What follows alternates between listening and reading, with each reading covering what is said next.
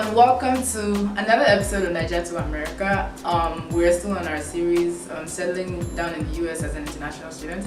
On our last episode, we talked about settling down in the US from an academic perspective and all the things you need to consider, like being excellent and excelling in your academics and all that. But today we're going to be talking about it from a social perspective. So how do you settle down in the US and how do you acclimatize? How do you interact with people socially and how do you get over culture shocks and cultural barriers?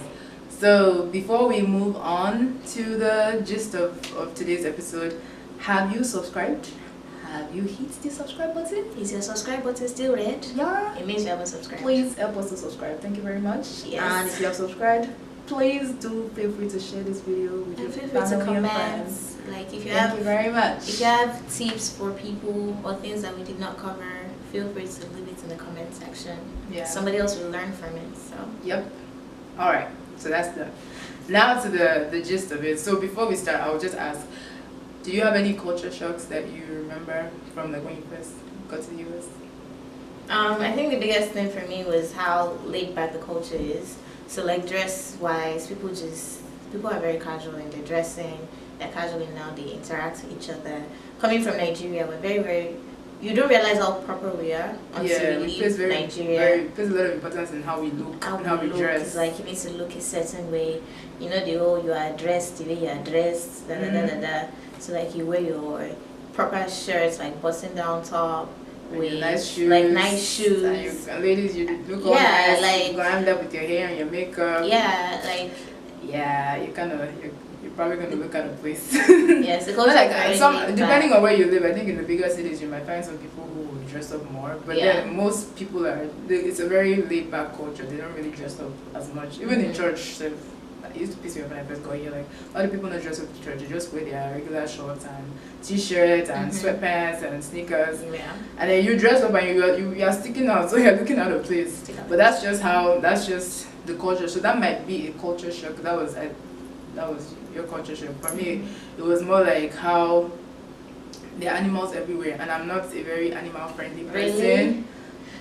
Yeah. I guess because she grew up in the city. I didn't grow up in like a city in Nigeria, so like there are animals everywhere. Well, yeah, but you know how we have animals too in Lagos. You always have to have dogs, and I have friends who have dogs. Not like dogs, like squirrels. Well, I want to talk about when I say talk about which animals are dogs? Oh, dogs. But then here. The relationship that we have with our pets back home, and it's more like Bingo, the animal that is a really big deal. Not like their pets are like friend. somebody comes talking to you about their baby, and you realize their baby is a dog.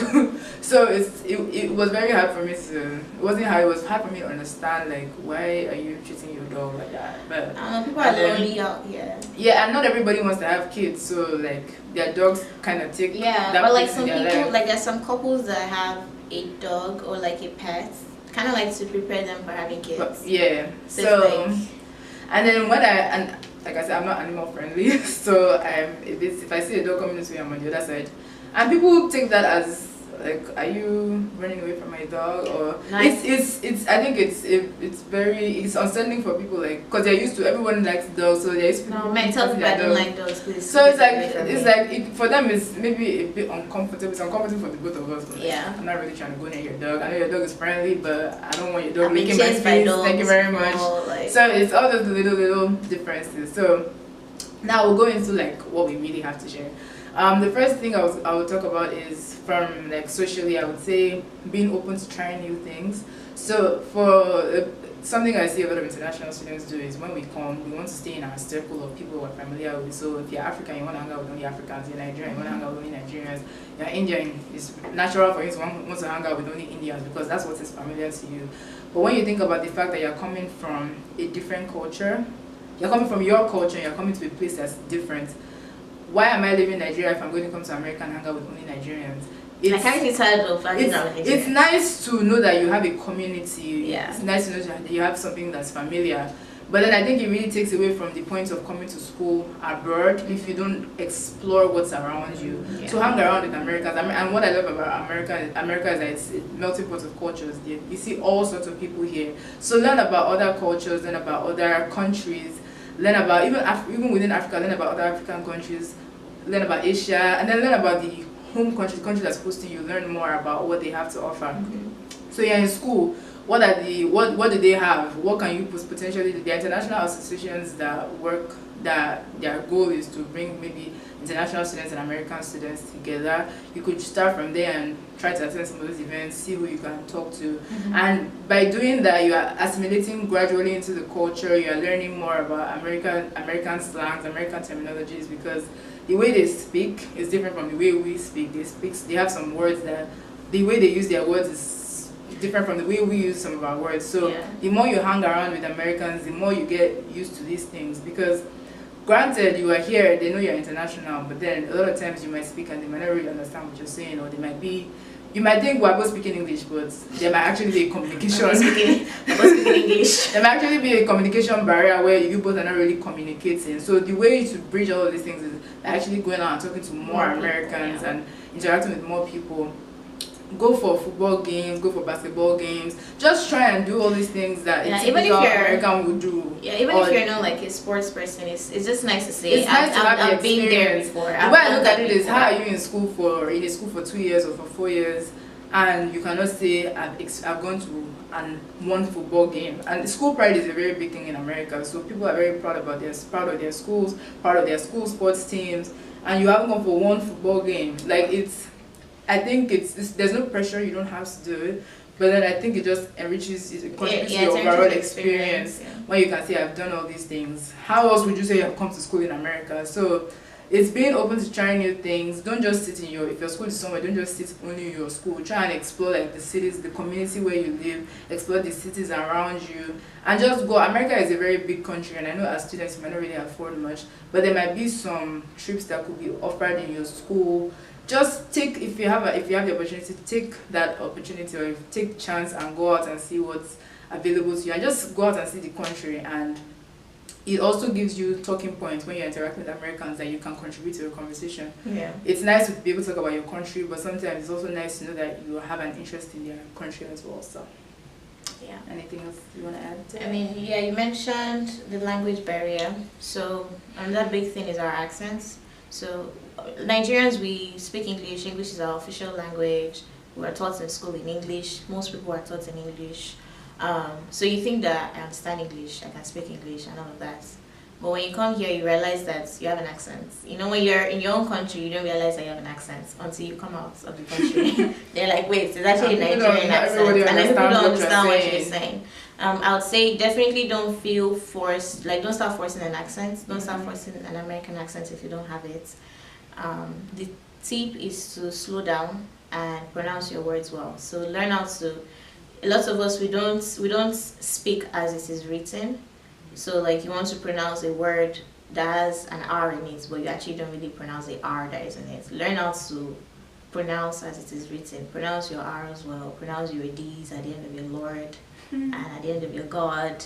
It's not God, or whatever other accents you might have with it. But like, just don't force an accent, please, for God's sake. It's actually, even Americans, there's some children that I know that they used to laugh at as international students when they try to force an accent. Don't do that. Like, just be yourself. Own your Nigerianness. Own your Nigerian English. Love you like that. Own your Nigerian accent. Own it all. You don't see people from Mexico or like Spanish countries or Indians. Or Indians. They're not forcing it. So why would you come here and then you now want to throw away your Igbo accent just like that? Just honest, man. Why?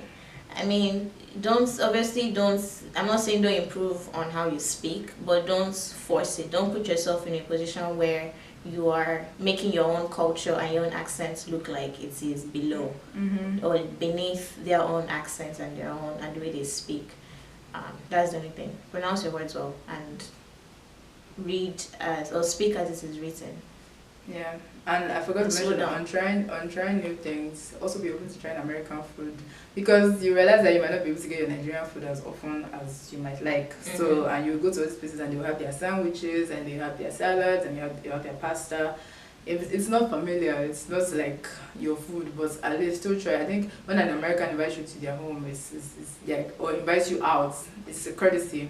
So when you go and you don't like the food, cannot tell me that you don't like the food. So. I think I feel like don't take too much of the food, right? If you're not sure that you like it, just take a little. Just be like, oh, I'm not so hungry right now. I'll just take a little. If I want more, I'll go for seconds or something. So you know, you don't have to feel like, oh, I have to finish this entire plate of, I don't know, mashed potatoes I don't really like, or like things like that. Just try, take a little. My one is don't shoot it down just because it's not familiar. At least try it first, and you never know, you will find yourself liking all these things that you never thought you would like. So yeah, that's that on being open to new things. So another way to assimilate into the culture is to get involved in school. So I would say there are 3 types of organizations that you want to be involved in. You want to be involved in a professional career building organization, like for instance Toastmasters, that is a public speaking organization. You want to be involved in an organization that gives you the opportunity to volunteer. So you can join Habitat for Humanity or Circle K, whatever you have in your school. And another way is through organizations that are social, like I don't know, you can join your ASA. ASA stands for African Students Association. Some schools call it African Students Union, whatever the version of it is in your school. Some people also join social fraternities. There are sports clubs too. Yeah, you can also join like a sports club, a tennis club, things like that. Club. Yeah, just something social that allows you to interact with other people. That's how you meet people. So your first way of meeting people or making friends might be through your class. That's like if you want to make American friends, you might have already met like friends from your home country when you first got here. But then if you don't meet people through your class, these are also ways of meeting and interacting with people and building your network on campus as well. So yeah. Yep. I find that lots of Africans tend to not join social fraternities. It's not a cult. It's just I think there's a myth surrounding fraternities in the US. I think it's the way we look at it. Like I think we kind of liken it to cults in Nigeria. Yeah, so you know, so like the thing is, in Nigeria, some of the organizations that ended up becoming cults started off actually as fraternities. So that's why. So you look at it, there's like a negative connotation, whereas it's not really. But here, they're not doing blood ritual or anything. Like they do initiation, but it's not like initiation into a cult or anything. It's just a way to say this is when you joined the club. And what are the benefits? I think benefits of like fraternities and sororities are more like, you know, to have like a community, brotherhood, sisterhood, network. And lots of them do volunteer work as well. So that's a good way to get, if you're trying to do like some social work, that's a good way to get. You talk about volunteer organizations? Yeah, so you would want to join Habitat for Humanity or like, that's one I joined. There's Habitat for Humanity, there will be different volunteer organizations offered on your campus as well, but then that's if you have like, if you want to do something volunteering wise, I think you should at least do one while you're in I feel like you should have one. And most schools will have something, so even if it's not like Habitat for Humanity is general, they will have something maybe local to the community. Or some people also do like trips, like spring break trip. They will go volunteering in like a different state or a different city or something. I forget what it's called, but there are all those opportunities. There's also like Global Brigade, but some of these things are only open to American citizens.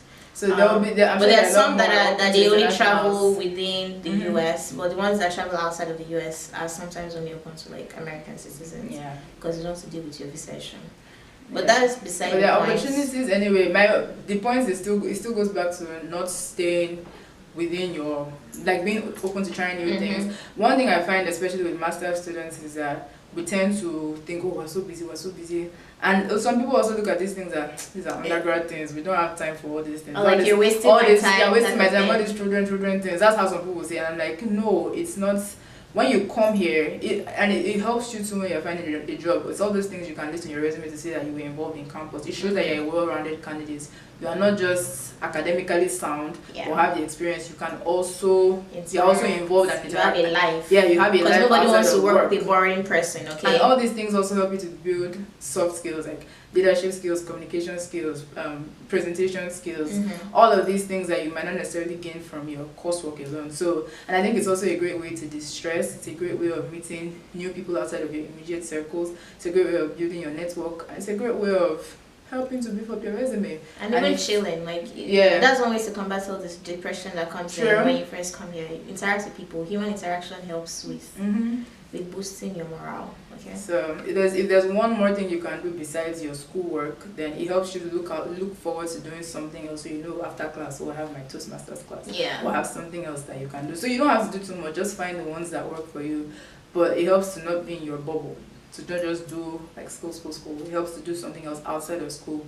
I think it overall improves your experience and improves your sense of belonging to the school. That way, once you're graduating and you look back, you think about, oh wow, like I really did all this and I really passed through the school. Don't just pass through the school. Let the school also pass through you as well. So, do we have anything else we want to add? For settling down culturally, socially. I think I'm good. I think we covered the points we needed to cover. Yeah. But if there's anything else you wanted to see from this video that maybe you didn't see, or if there's anything you were hoping to get some tips on and you didn't hear that, please feel free to mention in the comment section. Please feel free to email us. And if there's anything you'd like to see in the future, please let us know and we'll see how we can incorporate that into our videos. So we'll see you on the next episode. In the final part of the series, we'll be talking about settling down in the US from a career perspective and all the things you need to consider in trying to build your career in the US. So helping you to get a job. Well, I don't know about that. We won't help you to get a job. Tips to be successful. I mean, I cannot help you, but like I'll give you tips that might help you to prepare you to get a job. Yeah. So be sure to the drill. Like, comment, subscribe, and come back and watch the next video. Thank you very much for watching. As always, you know who we are. My name is Yolande. What's your name? My name is Moyo. That's the American way of saying my name. My name is Yolande. Okay. All right. Thanks, y'all. Bye. Bye.